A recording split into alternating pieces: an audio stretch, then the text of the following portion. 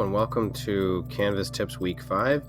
The purpose of this one is to talk about Speedgrader and a couple of the quick tips that you can find in Speedgrader. So first of all, a lot of times people get lost in Speedgrader because it opens up a new tab, and some of the things in here just are not really the same as the other parts of Canvas at all.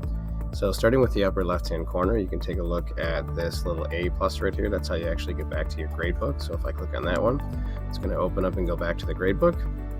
And just a quick way of getting into there. If you need to get back into Speedgrader from the gradebook, you can go to any of the assignments, and there's a little drop-down menu next to any of those assignments in which you can quickly, if I go back to my gradebook here, you can quickly pop those open and head back into Speedgrader. So from any of those assignments, you can go over into Speedgrader here. Okay, the next one then, if you're looking at the top there, is this little mute button up at the top there. If you want to make sure that you mute the assignment before you start grading it, that means that students will not know what their grade is until you actually release all of the rest of the scores. So you won't have some students being scored and other ones not. Over here then is the keyboard shortcuts. There's basically 4 of them. So the 2 that people will use most often are the next student and previous students. So just pushing J and K will move the students quickly. So if I go ahead and push J, it's going to move to the next student, and push K, it's going to go backwards. So I can quickly push that instead of having to go over here and moving through. It doesn't really matter if you only have 5 or 10 students, but if you have 140 students, you'll start noticing a difference pretty quickly. The help menu will just tell you and explain a little bit more about what's going on in here, and this is where you can chat with Canvas support too if you need to. The next one is this little gear.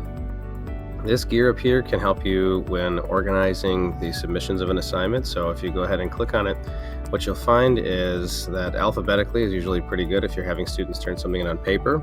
If you're having them turn something in that's digital, the by submission status is very helpful because it'll show which students have actually turned in the assignment and which ones have not, and it'll also keep track of where you were in your grading process. So if you go ahead and click on that, it'll organize your submissions a little bit better. So if I save settings on that, it will restart or refresh Speedgrader and then show on the side here that first of all, this student has turned something in and has not been graded yet. This student has turned something in and has been graded. So, and the student in the middle has not turned anything in. So this is basically how it organizes all of your submissions.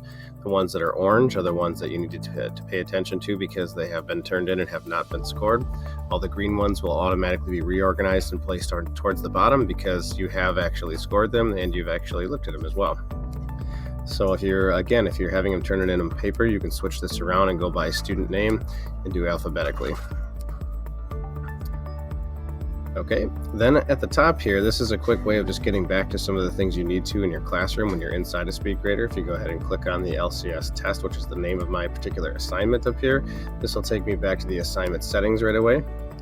And this other part underneath here will take me back to the actual main part of the course, which can be difficult to find sometimes when you're inside of Speedgrader. So you can look at these up here.